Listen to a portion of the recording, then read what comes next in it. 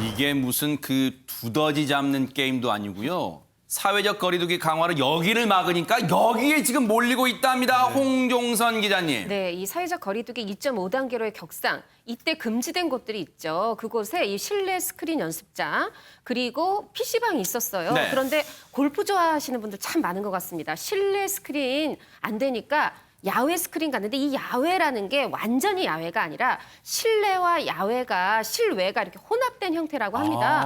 이것도 방처럼 돼 있는데 막 한 방에 6명씩 들어가서 지금 어허. 골프를 또 스크린 골프를 한다라고도 하고 아, 이곳인가 봐요. 네, 맞습니다. 그리고 여기서 술 드시는 분도 있다고 그래요. 뭐 네. 싸우시는 분도 있고 팔기도 한다 그러는데 네. 엄밀히 말해서 여기 지금 이 야외 스크린 이 골프장 연습장에서 술 드시는 거 불법이라고 하고요. 어허. 또 이제 PC방도 출입이 금지되지 않았습니까? 하다 보니까 이 고사양 컴퓨터를 가진 모텔들로 흔히 게임텔이라고 한다고 합니다. 아하. 이쪽으로 가서 또 게임을 즐기는 그런 분들이 늘어나고 있다고 합니다. 세상에 지금 왜 머리를 이런 쪽으로 쓸까요? 지금 보세요. 저 앞서 이 실내외가 겸해지는 이 스크린 골프장에요.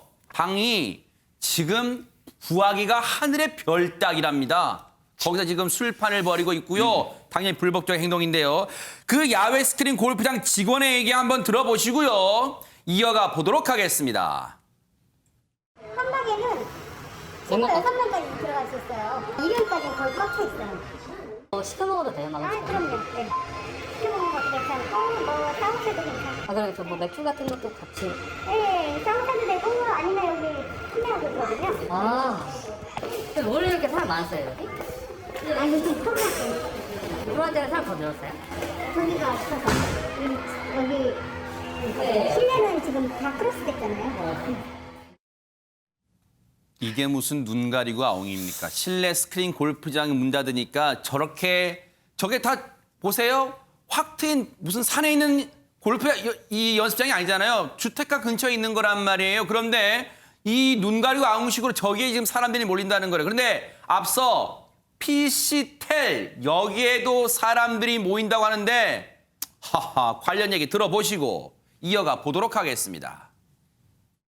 게임 같은 거는 저희가 따로 깔려있진 않아요. PC방처럼 깔린 건 저희가 불법이에요. 아, 그럼 저희가 깔아서 하는, 직접 까셔야 되시고 저희가 친구들이 한 5-6명 정도 되는데 같이 들어갈 수 있는 방은 있어요? 파트룸밖에 없어요. 지금 DC에서는. 파트룸이 가장 나아요. 파트룸이 4대 컴퓨터 4대 들어가고 그렇게 해서 친구들끼리 와서 차라리 그게 나아요.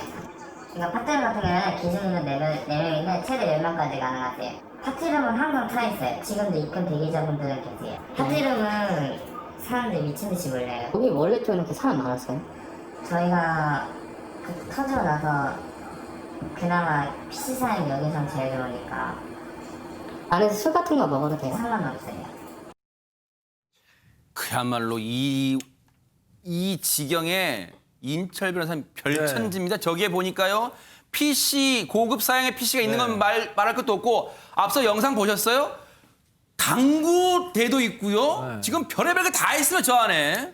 그러니까 이제 뭐 사람들이 답답하니까 뭐 놀고도 싶고 뭐 사람들도 만나고 싶고 운동도 하고 싶은 마음은 이해하지만 지금은 참을 때거든요. 이 한 군데를 이렇게 규제하니까 또 다른 곳으로 가고 이게 일종의 풍선 효과 같습니다. 근데 저게 사실 굉장히 위험합니다. 자 보세요. 예를 들어서 뭐 골프만 친다. 뭐 골프만 치는 게 아니라 또 이제 막 땀이 차고 하면 또 마스크를 또 벗을 수도 있고 또 술을 마시다 보면 또 마스크를 못 하지 않습니까? 그러다 보면 또 서로 이제 전염이 될 수 있기 때문에 그래서 참는 거예요. 아하. 물론 답답한 건 이해하지만 모두 다 답답하다고 이렇게 방역 수칙을 안 지키면은 오히려 코로나19가 더 퍼질 수 있어서 오히려 본인들이 그렇게 놀고 싶고 돌아다니는 걸 더 못하게 할 수도 있거든요. 네. 그러니까 모두를 위해서 본인들을 위해서라도 조금만 더 참으시기 바랍니다. 그런데요. 지금 이 와중에요. 앞서 그 보신 PC텔 그걸 이용하는 과정에서요. 지금 우려되는 일도 벌어지고 있다고 합니다. 김복준 의원님. 예, 참 신종 그 업소 많이 나오네요. PC텔, 이제 또 뭐 혹자는 또 컴텔이라고 불러요. 하하. 또 혹은 뭐 개인텔, 네. 뭐 이렇게 불러가지고 하는데 분명한 거는 이거 편법 영업이 아니라 불법 영업입니다. 아하. 처벌 받을 수 있어요. 체육시설 설치 이용에 관한 법률이라든지 환경위생 관련된 법규를 잘 정밀하게 적용하면 분명히 처벌할 수 있는 규정이 있을 겁니다. 네. 근데 이제 문제는 그거보다 더 큰 문제는 뭐냐면요. 이 모텔 그러니까 이른바 얘기하는 피시텔이나 이런 데로 여성을 유인하는 글들이 계속 올라오는 거예요. 세상에. 잘 아시겠지만 여성의 경우 저기 밀폐된 공간이거든요. 아하. 저 밀폐된 공간에 만약에 진짜 저렇게 써 있네요. 네, 모르는 사람하고 저기 들어가서 있다가 성범죄를 당할 가능성이 있거든요. 세상에. 이 부분 관련돼서는 경찰에서도 좀 신경을 써야 될 것 같습니다. 그러니까요, 경찰이요. 물론 지금 인력 문제도 있을 거라고 충분히 생각합니다만 이런 것까지 좀 신경을 써봐 주세요. 이거 범죄를 좀 막을 수 있어요. 이렇게 좀 이 면밀히 좀 들여다보면요. 반드시 좀 신경 써주시기 바랍니다. 자, 요즘요, 여러분 식당이건 낮에 말씀입니다. 식당이건 어딜 가도 늘 뭐 하세요? 수기로 명부를 작성하잖아요. 최단비 변호사님. 네, 최근에는 뭐 식당 같은 데를 가면은 자신의 이름과 휴대전화를 적잖아요. 그런데 이 휴대전화 번호를 적고 나서 낯선 사람들로부터 문자를 받았다라는 피해들을 호소하고 있습니다. 예를 들면 20대 여성 A씨 같은 경우에는 지난 6일 밤에 평택에 있는 프랜차이즈 카페를 방문을 했어요. 그리고 커피를 사들고 나오는데 낯선 사람에게 문자가 오는 겁니다. 혹시 누구누구신가요? 이렇게 문자가 와서 네. 누구시냐라고 했더니 외로워서 연락드렸다. 이렇게 연락이 온 세상에. 거예요. 그래서 누구신데 저를 아시냐라고 했더니 코로나 명부를 보고 연락을 드렸다. 세상에. 술이나 한 잔 사드리려고 했다. 이러한 연락을 받았고요. 어허. 이뿐만이 아닙니다. 네. B 씨 같은 경우에는 경기 포천시에 있는 프랜차이즈 햄버거 가게를 방문을 했는데 네네. 방문을 하고 출입 명부를 작성하고 나서 또 똑같이 낯선 사람으로부터 연락이 오는 거예요. 세상에. 혹시 남자친구 있으신가요? 이렇게 연락이 와서 누구신데 제 번호를 알았냐라고 했더니 아까는 같이 오신 일행분들이 있어서 불편하실까 봐 말씀을 못 드렸고 눈치를 보다가 방명록을 보고 연락을 드린다. 이렇게 코로나의 방역에 협조하기 위해서 자신의 이름과 연락처를 적은 것이 오히려 개인정보가 새면서 낯선 사람들로부터 연락을 받는 피해들이 호소되고 있는 상황입니다. 이거는요, 김복진 의원님 정말 우려했던 일이 지금 실제로 벌어지고 있어요, 지금. 이게 문제는 저는 이거 QR 카드로 하는 거는 뭐 일반적으로 눈에 노출되지 않고 폐기가 된다고 하잖아요. 원래 이제 뭐 수기로 작성하는 것도 아마 일정한 기간이 되면 폐기하도록 의무화돼 있어요. 근데 문제는 저도 이제 몇 번 업장이라든지 이용을 해봤는데 네. 가서 쓸 때 말이죠. 네. 누구도 통제하는 사람 없어요. 아하. 그냥 펜 하나 하고 여기 장부 하나 갖다 놓고 거기서 쓰면서 다 읽어볼 수 맞아요. 있어요. 지금 저런 모습이에요, 지금. 저기 네. 있는 사람들 내 앞전에 쓰고 간 분들 다 저 전화번호 뺄 수 있어요. 뭐 휴대폰을 한번 찰칵 찍으면 한 뭐 40~50명 전화번호 저장하는 건 일도 아닌 그렇게 지금 허술하게 돼 있는데 아하. 저게 지금 이게 악용될 소지가 있다는 거는 사실 인식 안 한 거 아니에요. 네. 이거 빨리 지금이라도 저거 조치하지 않으면 코로나도 코로나지만 큰 어떤 개인정보 관련된 피해가 양산될 걸로 보입니다. 그러니까요. 그런가 하면요, 홍종선 기자님, 제 아는 분이요, 저한테 이런 놀라운 얘기 해줬어요. 회사 사람이 그랬대요. 누구누구 씨, 당신 어제 낮에 어디 가서 뭐 먹었더라? 라고 메뉴까지 알아맞힌다고 하더라고. 세상에 소름 끼쳤답니다.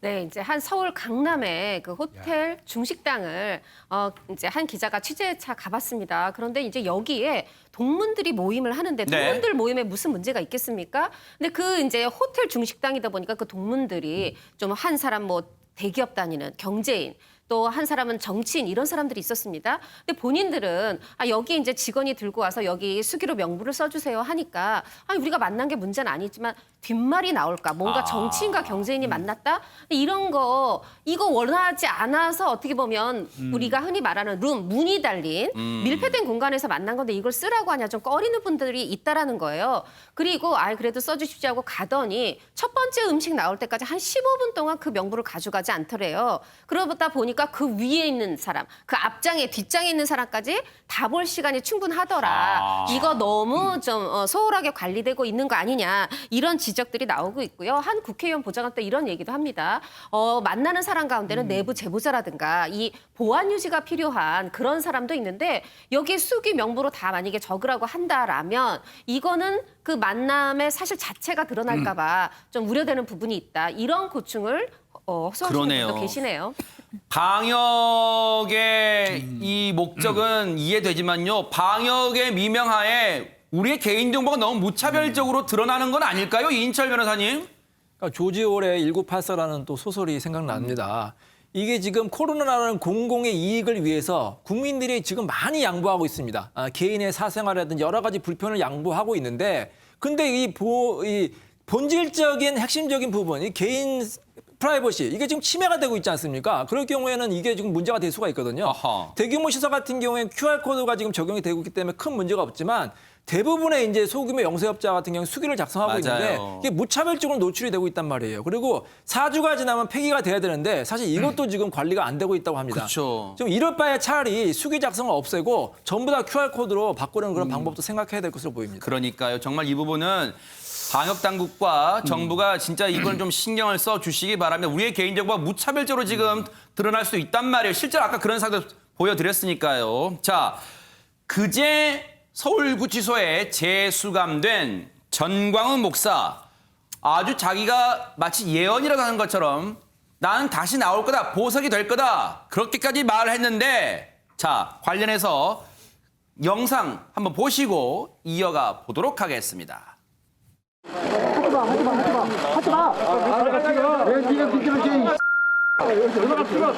야야 우산 치워 우산 치우세요. 네, 목사님 소속이 어디냐고.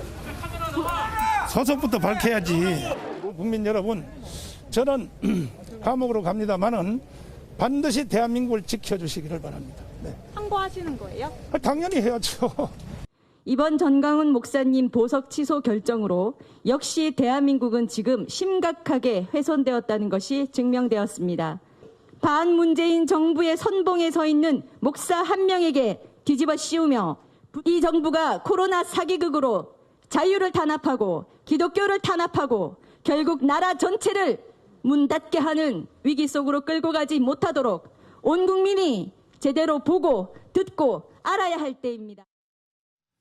최단비 변호사님, 항고하겠다는 전광훈 목사 어떤 점을 내세울까요? 일단 이제 전광훈 목사 측에서는 보석 취소를 당해서 지금 재수감이 됐기 때문에 보석 취소에 대해서 항고장을 제출할 것이다. 거기에다가 지금 현재 구속이 돼 있지 않습니까? 구속 집행 정지를 신청하겠다라는 겁니다. 그러니까 일단 보석에 대해서 취소가 된 데 대한 항고장 제출은 보석의 조건을 위반했기 때문에 지금 취소가 된 거예요. 그 당시에 보석 조건이 어떤 것이었냐 하면 위법한 집회나 시위에는 참석하지 말라라는 것이었는데 이것을 위반했기 때문에 지금 보석이 취소가 된 것이고 그래서 이 보석 취소에 대한 항고장에 대한 쟁점은 지금 이번에 했던 이 광화문 집회 같은 경우에는 공직선거법 위반의 혐의, 이제 전광훈 목사가 받았던 혐의입니다. 이 공직선거법 위반 혐의와 관련되어서는 관련이 없고 또 위법한 집회가 아니다라고 주장할 것이 이제 쟁점이 될 것으로 보이고요. 두 번째 구속집행정지와 관련되어서는 현재 건강이 악화됐다. 즉 수감이 되어 있어도 건강이 악화되면 구속을 잠깐 집행을 정지해달라고 신청을 할 수 있는데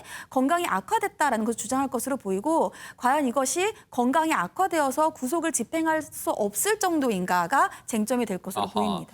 그리고 그제 재수감되면서 전광훈 목사가 앞서 보석금으로 했던 3천만 원도 국가가 몰수 조치를 했습니다. 그런데 전광훈 목사 재판, 지금 전광훈 목사가 구속 집행 정지를 해달라는 신청은 거의 받아들일 가능성이 없다면 재판도 속도가 붙을까요? 김복준 의원님. 일단은 전광훈 목사가 공직선거법 위반으로 구속됐다가 이제 보석으로 나왔지 않습니까? 네. 보석으로 나오면서 지난달 11일, 그러니까 8월 11일 이후로 이제 멈춰 있는 상태였어요. 아하. 이제 원래 계획대로라고 하면은 법원에서는 한 8월 24일, 지난달 24일 정도에 뭐 그 심리 이제 네. 그 공판을 열고 한두 번 정도 더 심리 진행한 다음에 9월 중에는 이제 그 마무리할 생각이었단 말이죠. 네. 그런데 이제 그 보석으로 나오고 난 이후에 이제 이런 문제가 야기됐는데 네. 9일날 법원에서 밝혔습니다. 공직선거법 관련된 이 그 혐의는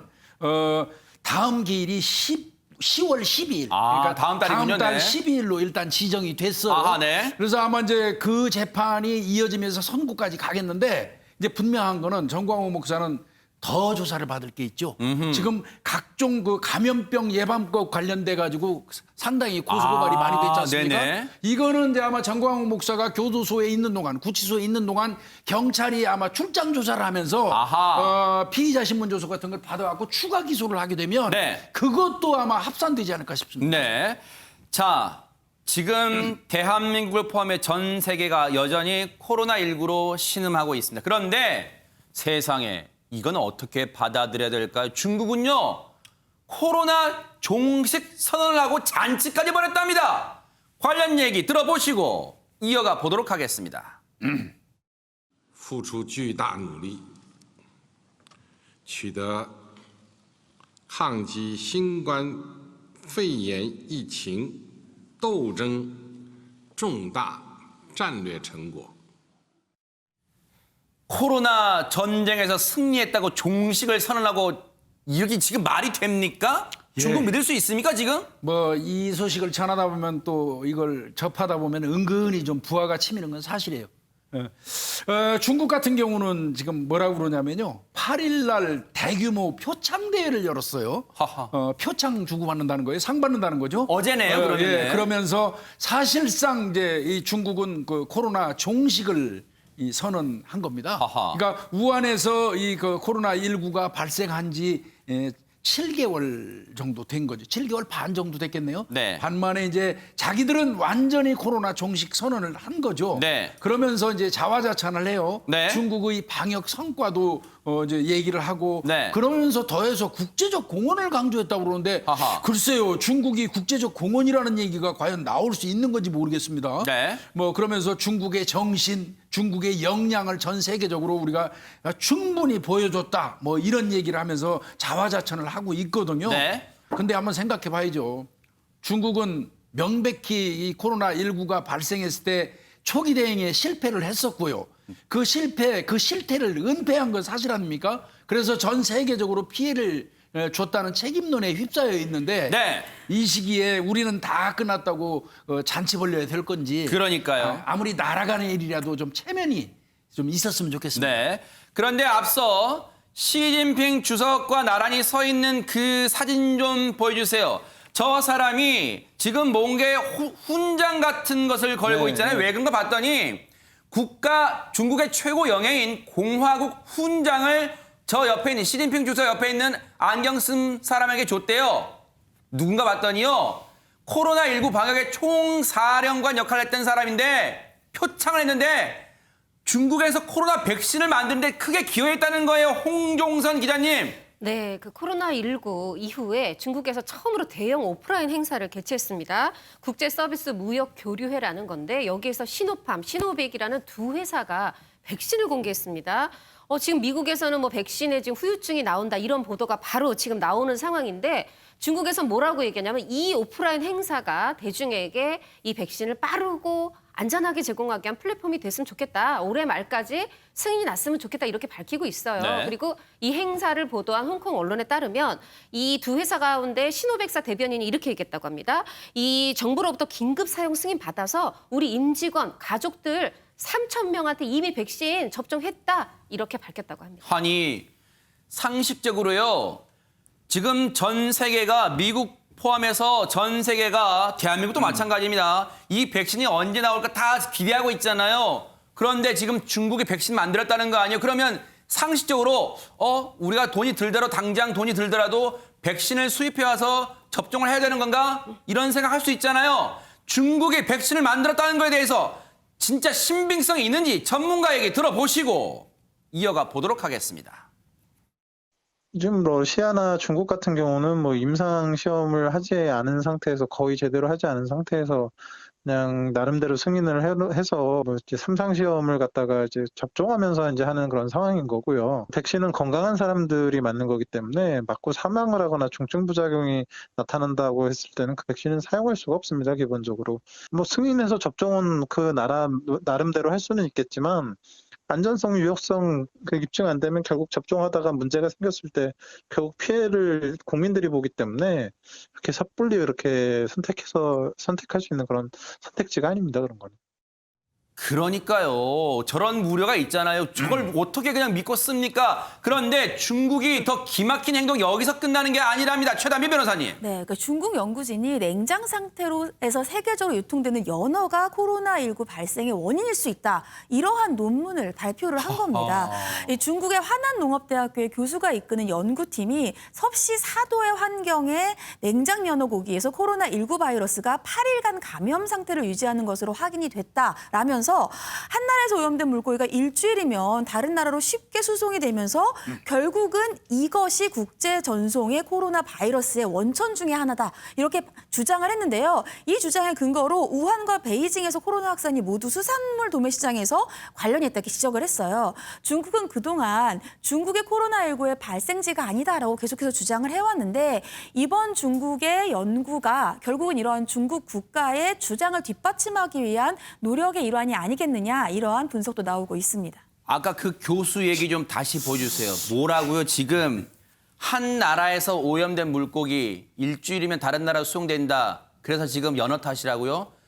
중국 화난농업대학 교수 얘기예요. 연어가 이 얘기 듣고 정말 화난다. 정말 이렇게 얘기할 것 같아요. 지금 어디 연어 탓을 돌리고 있습니까? 지금 반성에도 모자랄 판에 종식 선언 파티를 해요.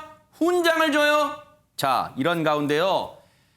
지금 우리나라 사정도 지금 다급합니다. 2.5단계 지금 이번 주까지 2주째인데 혹시 다음 주는 어떻게 될까 지금 많이 걱정도 되고요. 이런 가운데 하루하루요. 자영업자분들, 소상공인분들 하루하루가 정말 시쳇말로 죽을 맛입니다. 최단비 변호사님. 네, 이 경영 위기로 임대료를 지불하지 못하고 있는 소상공인들이 명도 소송을 당할까 봐 매일매일 두려움에 떨고 있다. 이러한 호소가 나오고 세상에. 있습니다. 이 명도 소송이라고 하는 것은 쉽게 말해서 가게를 이제는 빼달라 이렇게 소송을 하는 건데요. 경기도 일산 노래방 업주가 지난 2월부터 월세랑 관리비를 못 낸 상황이었던 거예요. 그러니까 6개월치의 월세 1,600만 원, 관리비 한 850만 원이 밀렸는데 이렇게 밀리니까 임대인 입장에서도 어쩔 수 없이 전화로 이제는 명도 소송을 제기하겠다 이렇게 통보를 한 거죠. 그러니까 업주가 소상공인 대출금으로라도 돌려서 막겠다라면서 눈물로 호소를 했는데 이 업주가 임대인에게 보낸 문자는 정말 눈물겹습니다. 어떤 내용을 내용일까요? 잠시 말씀을 드리면 네네. 사모님 집 팔고 빚 내고 차린 내 소중한 가게인데 한 달째 가게 문을 못 열게 하고 있어서 매일 울고만 있다. 제가 울면 아이들도 같이 울어서 이제는 아이고. 집에서 울지도 못합니다. 사모님의 배려도 하루 이틀이지 이제는 더 이상 부탁드릴 염치도 없습니다. 아이고. 이제는 기다리실 텐데 이달도 아직 월세액을 못 들어 정말 죄송합니다. 라면서 눈물로 보낸 문자 메시지입니다. 아휴, 정말요. 이분 얘기 중에 제가 울면 아이들도 같이 울 것 같아서 집에서도 못 운대요. 세상에. 이인철 변호사님 정말로 비워달라고 하면 나갈 수밖에 없는 거예요? 이게 지금 남의 얘기가 아닙니다. 정말 심각한 게 소상공인, 자영업자, 심지어 전문직까지도 힘들고요. 제가 아는 변호사는 한 달에 사건 하나도 못했다고 하는 게 사람이 안 옵니다. 정말 심각한 문제인데 근데 고정비는 계속 수입은 없는데 뭐 인건비라든지 공과금, 그다음에 임대료는 낼 수밖에 없는 상황 아닙니까? 근데 돈이 없으니까 아무리 내고 싶어도 못 내거든요. 그러면 저렇게 건물주가 명도 소송을 하면 원래대로 하면 법대로 하면 뭐 결국엔 나갈 수밖에 없는 건데 근데 전 건물주도 다시 한번 생각해 봤으면 좋겠어요. 자, 그렇게 이 세입자들 쫓아내면 그 건물은 공실이 되고 요즘 같은 불경기에 거기 또 누가 들어오겠습니까? 그럼 건물주도 손해를 입을 수밖에 없거든요. 그래서 만약에 소송을 한다면 제가 만약에 판사라면 이런 판결 내릴 것 같아요. 그러니까 판결 대신 조정이라는 절차가 있거든요. 그래서 조금만 좀 유예해달라. 기간을 주고 그렇다고 뭐 계속 기다릴 수는 없으니까 좀 유예를 주고 또 금액도 좀 감경을 해서 계속해서 이 세입자들이 장사를 하게끔 그렇게 좀 조정을 했으면 좋겠습니다. 네. 지금 자영업자분들의 코로나 눈물겨운 생존기가 곳곳에서 전해지고 있는데요. 여러분 사회적 거리두기 강화로 PC방은 이미 영업을 중단한 지 오래됐어요. 그래서 이 영업을 중단하시는 업주분들이요. 정말 눈물겨운 이 생존 방법을 또 생각해내셨답니다. 홍종선 기자님. 그렇죠. 노래방 업주분들도 힘드실 거고 PC방 업주분들도 힘드실 텐데 지금 아예 문을 닫았어요. 그런데 그 닫힌 PC방 안에 고사양의 컴퓨터들은 있잖아요. 이게 무슨 뭐 매출을 많이 올려보자 이게 아니라 고육지책인 겁니다. 이걸 어떻게 하냐면 본체, 뭐 모니터 다 분리해가지고요. 이걸 원하시는 고객들한테 뭐 집이든 사무실이든 월 20만 원에 한 대당 월 20만 원에 배달을 해주는 거예요. 월 대여를 해주는 겁니다. 대여를? 네, 정말. 지금 저 사장님이 하시나 봐요, 배달을. 그렇죠. 아하. 그러니까 그렇게 해서라도 단 얼마라도 임대료의 부분이라도 벌어보려는 노력인 겁니다. 세상에 가서 출장 가서 또 설치도 해주시네요, 직접. 그냥 갖다만 드리는 게 아니라 다 설치도 해줘요. 아유, 세상. 저 PC방 있는 이 PC가요, 여러분 상상이 되시죠? 얼마나 고급 PC겠어요? 속도가 빨라야 되니까. 그런데 그거를 놀릴 수가 없으니까 저렇게 임대를 해주는 거예요. 자, 그 눈물겨운 얘기 한번 들어보시고 이어가 보도록 하겠습니다. 문의 같은 거는 하루에 그래도 한 20-30건 이상씩은 문의가 오시고 그중에 이제 10건씩은 이제 직접 사용을 하고 싶다는 그런 문의가 좀 많이 발생을 하고 계세요. 네, 고사양들은 보통 PC 구입하는 데 비용이 많이 들어가는데 어차피 PC방에서 이용을 하셨었는데 이제 PC방 코로나 기간 동안만 이제 잠깐 빌리는 방식으로 아마 사용하시는 것 같아요. 중단이 돼서 PC방이 힘들다고 얘기를 하시는데 저희는 2월 3월부터 이미 힘들었어요. 그때부터 이미 마이너스를 계속 달렸고 근데 크다기보다는 지금 이제 코로나 시국에 이제 매출이 아예 없으니까 그래서 네, 하고 있습니다.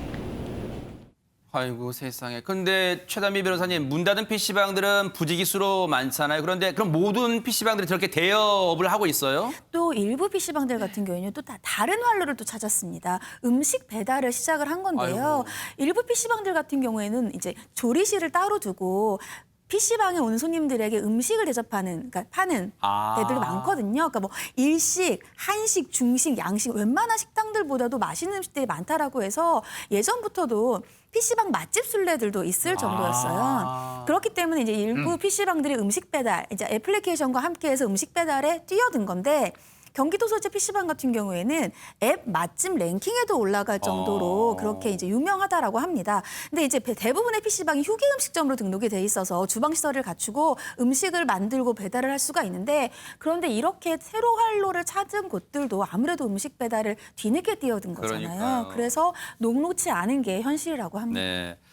정말 곳곳에서 이른바 곡소리가 나고 있어요. 지금 어려운 게 어디 또 비단 노래방 PC방뿐이겠습니까?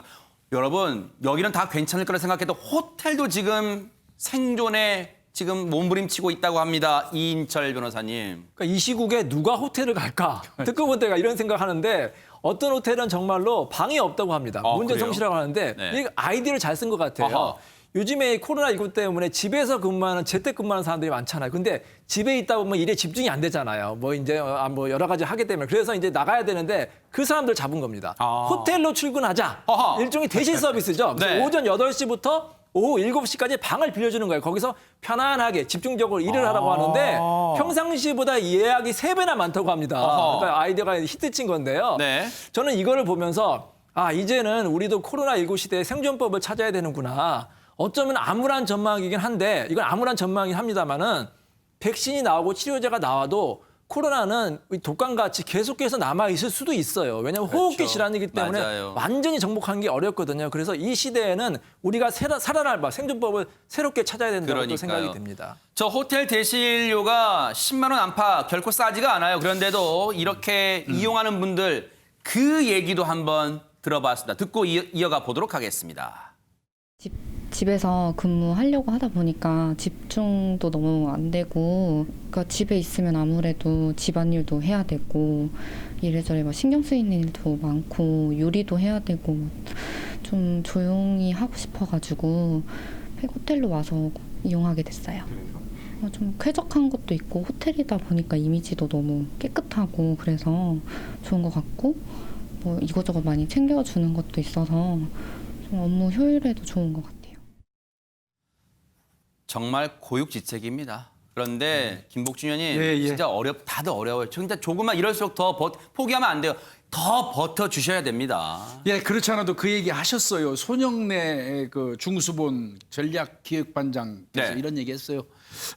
금주 말까지 5일만 더 집중해서 거리두기를 좀 힘써 주시면 수목금토일 아하. 확연하게 안정된 상태로 코로나19를 통제할 수 있게 되고 추가적인 거리두기 연장은 필요 없을 것 같다 이렇게 전망을 줬거든요. 아이고 이것만이라도 좀 됐으면 그러니까요. 정말 뭐 그러니까요. 이게 바랄 게 없을 것 같습니다. 맞아요. 뭐 이렇게 삼겹살 구워서 소주 한 잔 마신 그 평범한 일상이 이렇게 그리울 수 그러네요. 없어요. 진짜로 일상이 네. 그리운 시기예요 지금. 관련해서요. 손영래 전략기획반장의 얘기 들어보시고 이어가 보도록 하겠습니다.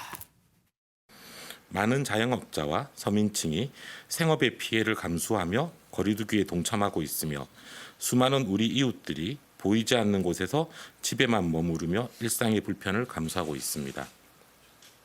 이제 고지가 얼마 남지 않았습니다. 그러네요. 저 말이 다소 희망을 준다. 고지가 얼마 안 남았어요.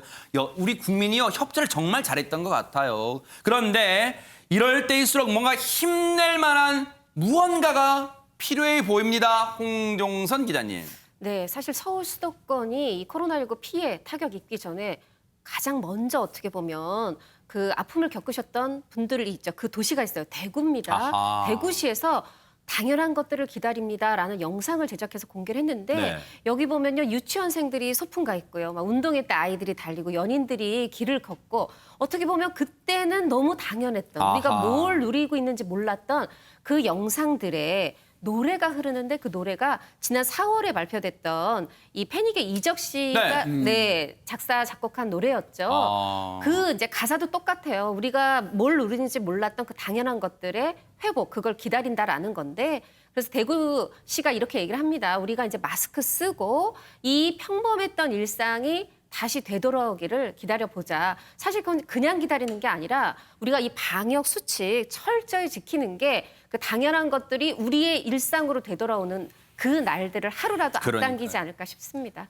자, 얘기 나온 김에 그 영상 한번 보시고 이어가 보도록 하겠습니다. 그때는 알지 못했죠. 우리가 무얼 누리는지. 거리를 걷고 친구를 만나고 손을 잡고 껴안아주던 것, 우리에게 너무 당연한 것들 잊지는 않았잖아요. 간절히 기다리잖아요. 서로 믿고 함께 나누고 마주보며 같이 노래를 하던 우리에게 너무 당연한 것들, 당연히 끌어안고 당연히 사랑하던 날 다시 돌아올 거예요. 우리 힘껏 웃어요. 맞아요. 그 일상 다시 돌아올 거예요. 우리 힘껏 다시 웃어요. 이렇게 정말 화이팅 외치는 그 모습 우리가 다 할 날이 올 겁니다. 정말 이 영상 보시고 많은 시청자분들, 국민분들이 위로가 되시고 또 힘이 되셨으면 하는 그런 간절한 바람입니다.